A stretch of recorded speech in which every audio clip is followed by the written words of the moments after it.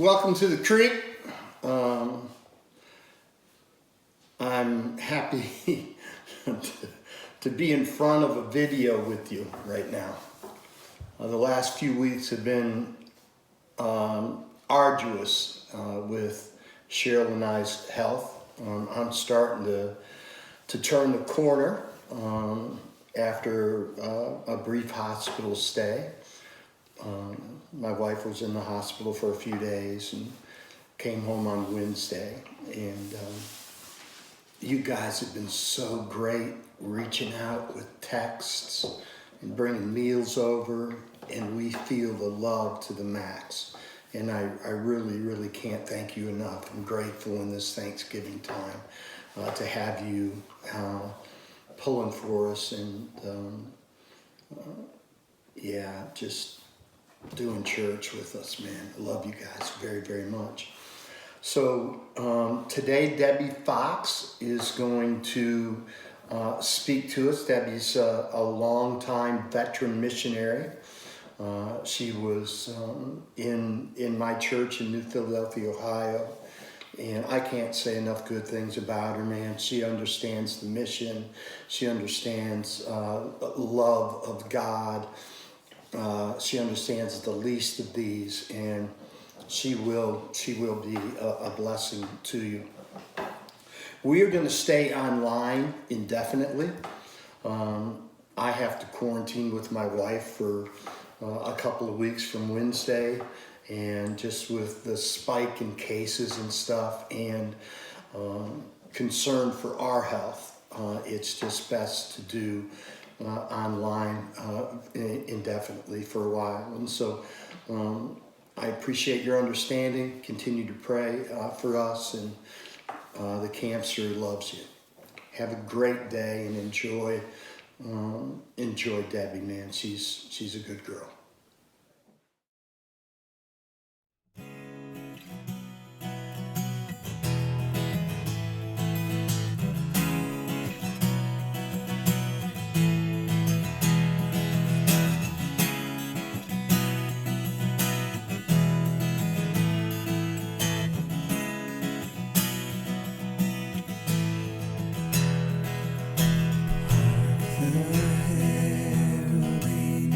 Sing glory to the newborn King.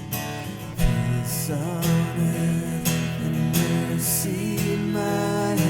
God and sinners reconciled. Joyful all ye nations rise.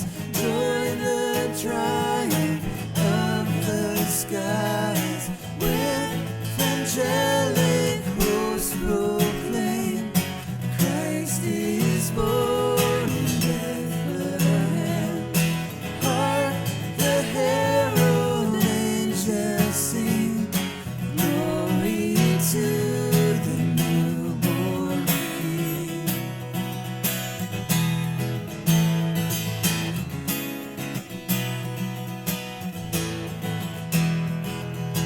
Christ by highest heaven adore, Christ the everlasting Lord.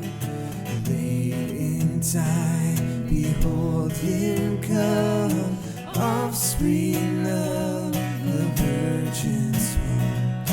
Veiled in flesh, the Godhead seen, hail the incarnate deity. Pleased as man with men to dwell, Jesus our Emmanuel.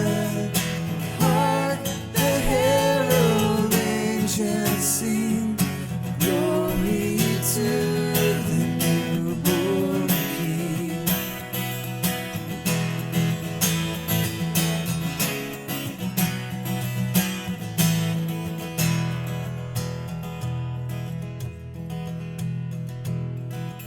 We exalt thee, we exalt thee, we exalt thee, O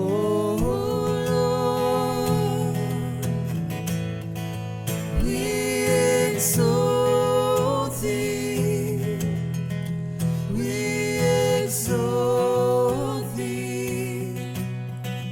We exalt thee. Oh Lord. Hail the heaven-born Prince of Peace. Hail the Son of Righteousness. Life and light to all he breathes. Risen with healing in his wings. Mild he lays his glory by. Born that men no more may die. Born to raise the sons of earth. Born to give them second birth. Hark the herald angels sing. Glory to the newborn King.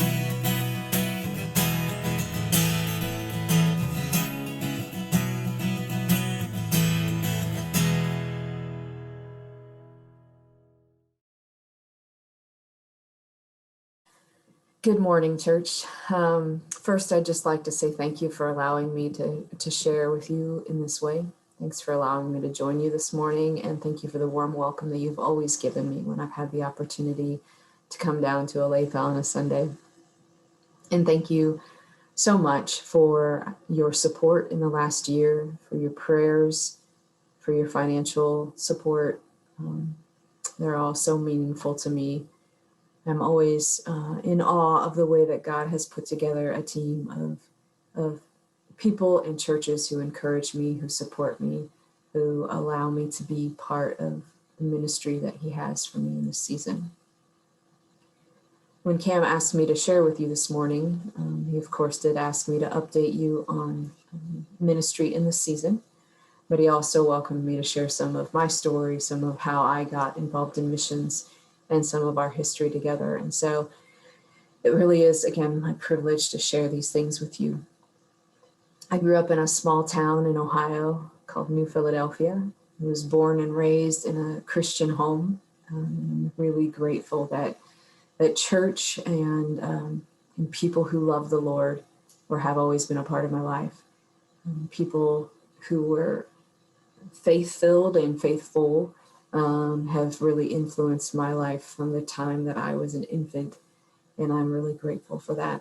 When I was about 5 years old, I remember coming home from kindergarten and asking my mom to pray with me to accept Jesus as my Savior. I knew that I had a problem with sin, and I knew that if I died with that problem, I would go to hell forever. And that was a huge fear for me. In fact, fear was a pretty big factor in my life as all through my childhood and even as a teenager. On one hand, I was really an adventurous and fun-loving child, but at the same time, I wanted that adventure and that fun to happen close to home and preferably close to my mom. And so, like in my area, every sixth grader went to sixth grade camp, every eighth grader went on a trip to Washington, D.C., and I didn't do either of those things. I didn't do much away from my family and my home because I was just happy to be there. I didn't want to leave. When I was 17, I went to a youth conference. It was Youth Quest. If any of you remember back when Liberty used to send out college students to churches to hold these youth conferences. And that was a really important weekend in my life. Looking back, I really believed that decision that the 5-year-old made was as genuine as it could possibly have been. But of course, excuse me, my understanding was very limited. And over the years, I had come to sort of equate Christianity with doing good and being good. And I never truly understood that my will needed to be surrendered to God's will. And so at 17, I realized that I needed Jesus to not only be my Savior, but to be my Lord. And I wanted to follow him wherever that would lead, even if that was far from home. So the next year I did go sort of far from home. I went to college in Fort Wayne, Indiana. And so I was 4 hours from my parents. And this was a big thing for me. having just been a couple years ago afraid to be away from my parents. The second year of college, I had the opportunity to go to Haiti on a trip. It was both educational and missions focused, but to be honest, I don't remember much about the educational aspects, but the missions opportunities that we had there really changed my life.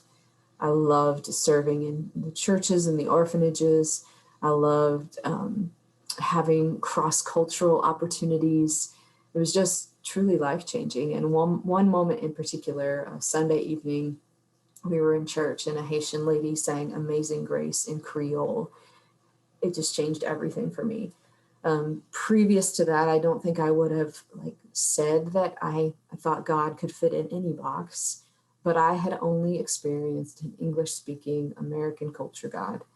And hearing this familiar song in an unfamiliar language just changed everything. My idea, my view of God exploded at that point, and I really began to desire to be involved in cross-cultural ministry.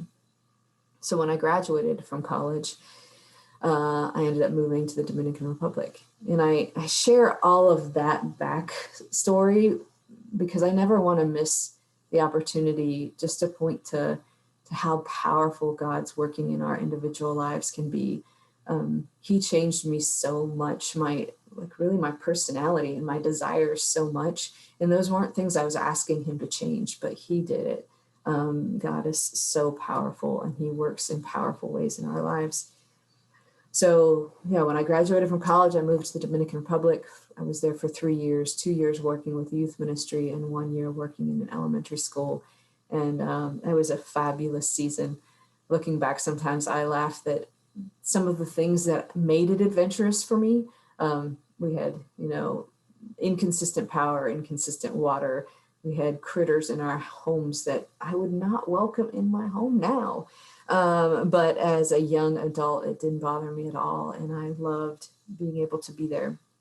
Even so, about 3 years after being there, it seemed time for me to move back to Ohio. And so I moved back, and little did I know how God was already working things out for my time then in Ohio.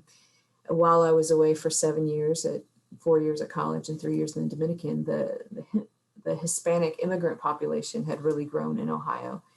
And so it gave me opportunity to be involved in cross-cultural ministry right there in my hometown of Ohio, which was just amazing.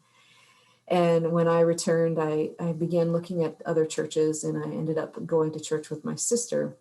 She went to a larger church in the same area, and that church was missions focused. It had an elementary school where they needed a new teacher, and I've been told that it had a growing singles department. And so I started teaching, and in that singles department, of course, is where I met Cam and Cheryl. And as will be no surprise to any of you, Cam and Cheryl had a huge influence on my life. They impacted hundreds of lives through that church and through that ministry. And looking back, I could list a long list of lessons that God taught me through them. But I think two of the most important that I have held on to over the years are my view of God's word. I'm so grateful for pastors, for teachers who have taught me from God's word and taught in ways that I wouldn't have understood on my own. But I am also so grateful to have been taught to engage with the word personally, daily, deeply, to hold it with a reverence and love that they showed, not just taught, but they showed. And also during that season in Ohio where they were there and I was there, I faced some pretty difficult times, made some pretty poor choices, and they walked through some pretty dark days with me. And they showed me grace that I had never experienced from a human before. They always interacted with me with truth and love, and with just amazing grace that God used to change my life in that season and the way that I show love and grace to other people now. And I will always be grateful for that. And that season was just a really sweet time. So when in 2006, an opportunity to join a team to move to Prague, Czech Republic came my way, I was kind of slow in making that decision. I was very happy teaching elementary school. I was very happy in the cross-cultural ministry right there in New Philly, Ohio. And I had always kind of held with missions my love for hot weather and my ability to speak Spanish. And moving to Central Europe did not involve either hot weather or Spanish. Even so, it was clear that God was moving me there. And so in 2007, I joined Avant. I came out to here to Kansas City, to the north part of the city where our office is, for some training. And then in 2008, the end of the year, our team moved to Prague. Our goal was church planting. At that point, Czech Republic had less than 1/3 of 1% evangelical believers. Historically, Czech lands, the Czech Republic has had a rich Christian history. Half of the country is called Moravia, and that is where the Moravian missionaries came from in the 18th century. Some amazing stories of people who were willing to give their life for the Lord, for others to hear his word. But that had been lost over the years, especially lost when the country was ruled by communism. And so it was a hard place to minister. Our goal was church planting. And that, of course, starts with evangelism and discipleship. And we did anything we could to just connect with people, to have conversations, to have spiritual conversations, to see who would be receptive to the gospel. We joined a choir. We taught English. We joined sports teams. I taught swimming. Some of my friends who had dogs, they would engage every day at the dog park with people, just anything, any way that we could get into people's lives. And thankfully, we did see people get saved. We saw some men get saved who had a desire to lead, and a small church began to form. And even though our goal was to leave, we planned to be there 5 to 7 years. Our goal was for that church to be Czech-led, not foreign-led. God had just worked so much in my heart. Like I didn't think I'd ever leave the Czech Republic, even if he changed my ministry there. Even if I just taught English, I thought I would stay because he had just given me a love for the people there. But obviously I didn't stay. A few years ago, after 10 years, well, at that point, about 9 years of living in Prague, I felt like God was just prompting me to consider making a change. And I so appreciate the way that he works in me, because I can be a slow mover, and he graciously, prompts me along in decision making. Around that time as well, my mom was facing some health issues that also caused me to think, maybe I should not be living across the ocean. Maybe I should be living closer. And in talking with some leadership in Avant, they asked me to consider this language acquisition coordinator position. It was a position that they had been wanting to add to their home office team for a while, and it just hadn't worked out. And so with some time, I did decide to move back to the US and move out here to Kansas City. I moved out in November of last year, so it's been just over a year that I've been in this area and working out of the training department in northern Kansas City. At this point, normally when I'm sharing with people, I would ask for your thoughts on what are some factors that cause people to come off of the field sooner than they plan. And having shared with a lot of groups recently, I could probably guess that your guesses would maybe include finances, health, family issues, even like the political situation of the country where people are serving. And those are all very legitimate reasons that influence how long people can stay on the field. When the leadership of Avant did a study of our own missionaries over the years, two factors kind of came to the surface as two of the main reasons that people leave the field early. And those are interpersonal conflict amongst the team and then the lack of language learning.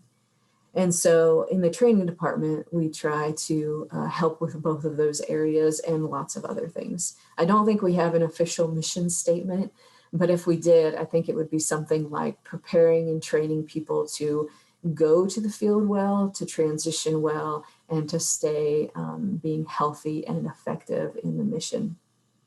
Um, the first thing I mentioned there was the interpersonal conflict. And I would say that one of the biggest lessons I learned when I was on the field in Prague was just how challenging some verses that I always thought were just so beautiful, how challenging they truly were. And I should have looked them up. I believe they're from John 13, when Jesus is talking to his disciples and he says that, the world will know that you're followers of mine because of the love you have for one another. And I've always thought that to be so beautiful and so true. But I think that was affected by the fact that I grew up and I've been part of churches that are big, and you can find the people that are easy for you to love, if that makes sense. But in a small church or a small team, choosing to love each other is a little bit harder. You feel the differences in personality, you feel the differences in opinion, especially when you're in another culture where things come out of you that you don't even, they surprise you and they surprise everyone else. And so one of my colleagues in the training department is focused on personal development.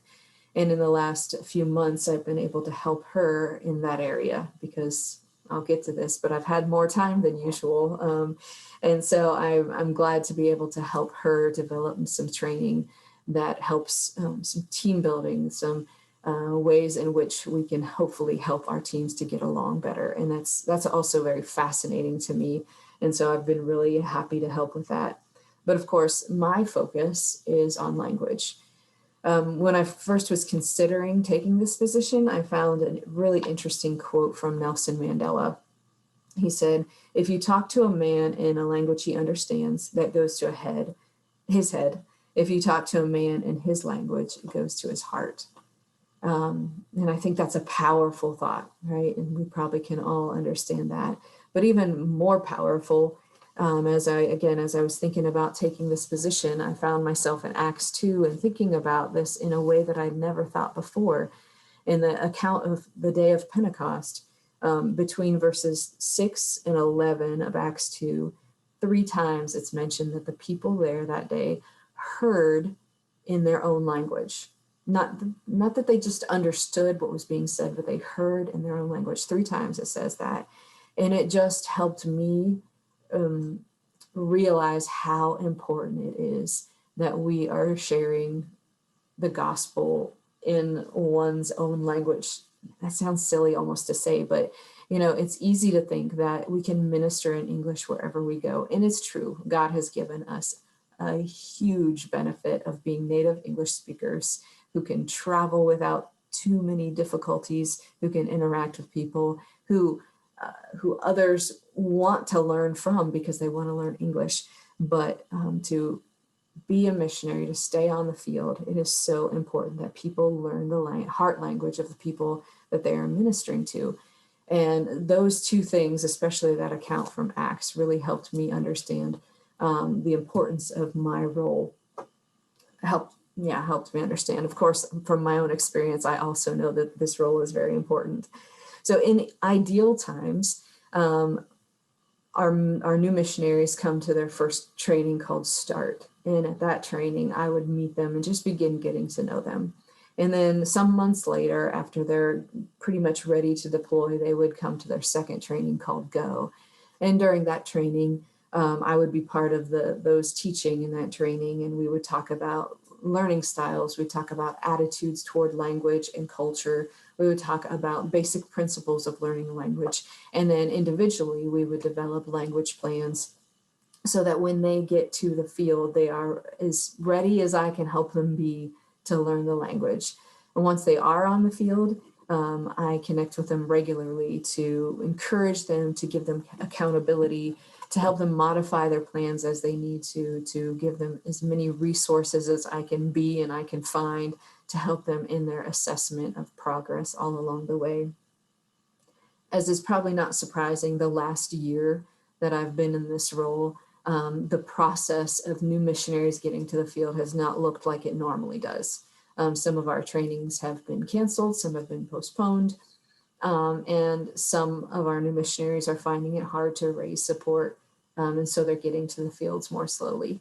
However, I am really glad that and grateful that I've been able to connect with some people who are newer to the field who welcome and are glad for the support of their language learning. So I've been connected with a team in Vietnam and with another single in Vietnam, with a team in Spain, with some individuals in Turkey, with some individuals in the country of Georgia and in Germany, and even some individuals here who are waiting to get to the Middle East but are in the process of learning Arabic.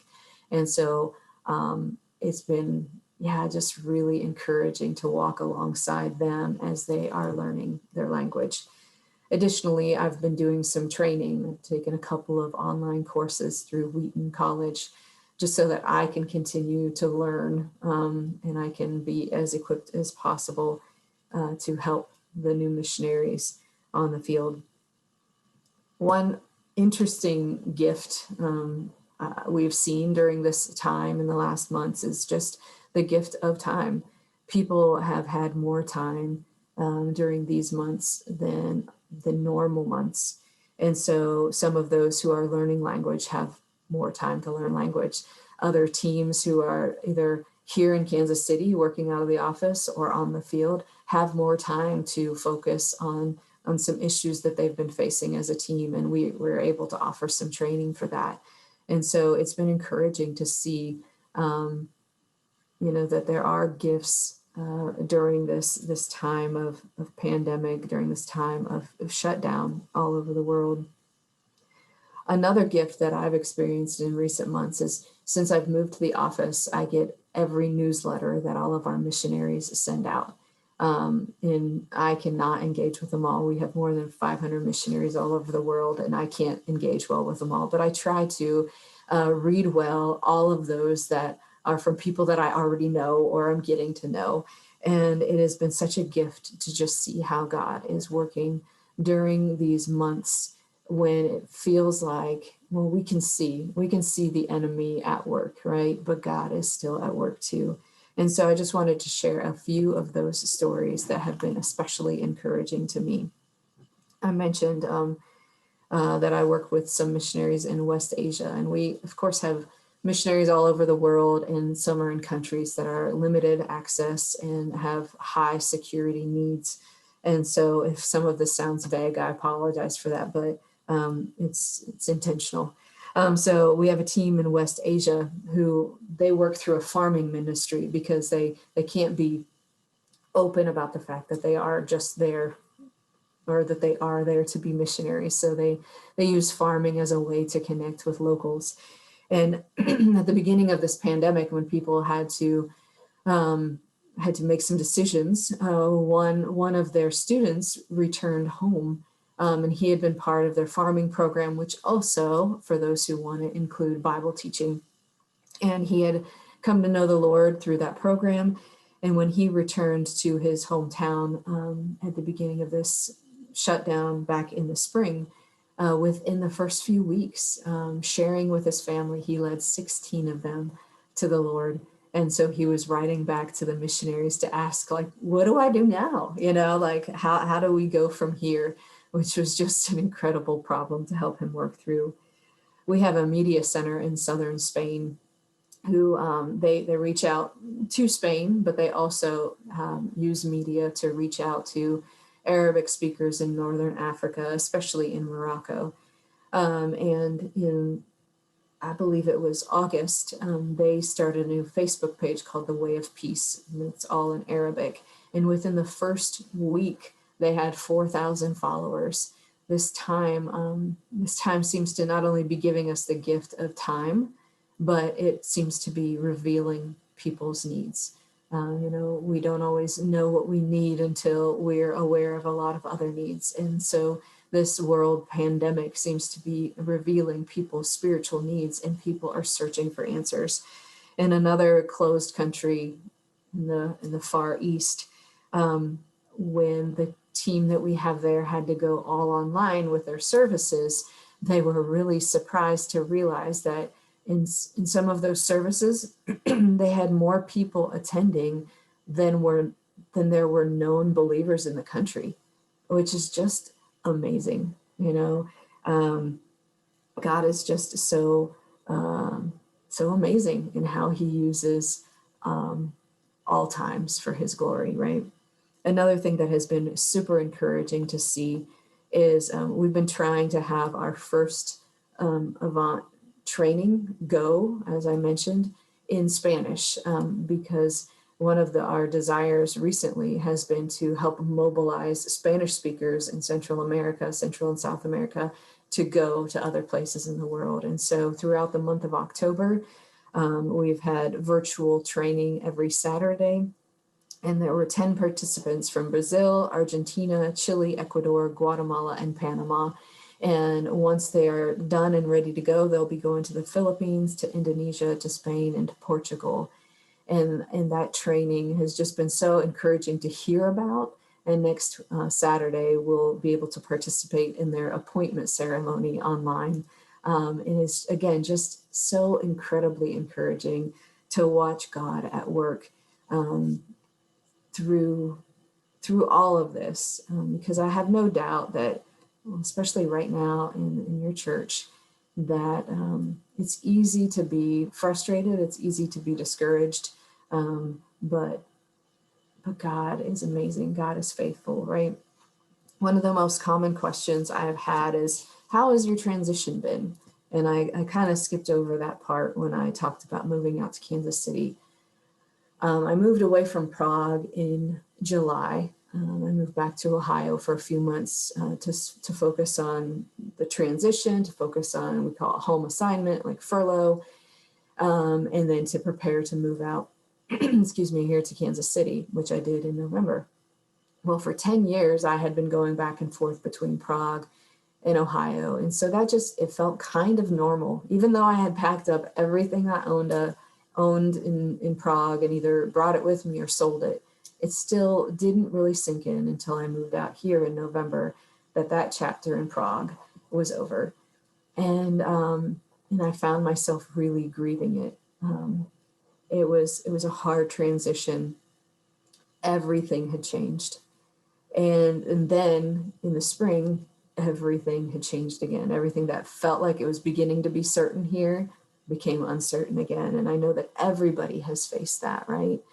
And as I look back at my own story, it's kind of interesting to realize that I remember all of these seasons as good. There were good things in every season, but in the middle of each of those seasons, there were a lot of hard things, right? And right now, there are a lot of hard things, but I have no doubt that if the Lord tarries and we're looking back at this season, I have no doubt that there will be a lot of good things, because faithful is he that calls us, right? 1 Thessalonians 5:24 reminds us that God is faithful. And that has been honestly so encouraging for me as I have prepared to update you all, that I can see that God was faithful to a little kid who was often bound by fear. He changed her. He was faithful during hard times of poor choices to offer grace to her through himself and through people like Cam and Cheryl. He was faithful to take a team to Prague, Czech Republic, and allow them to see other people come to know him.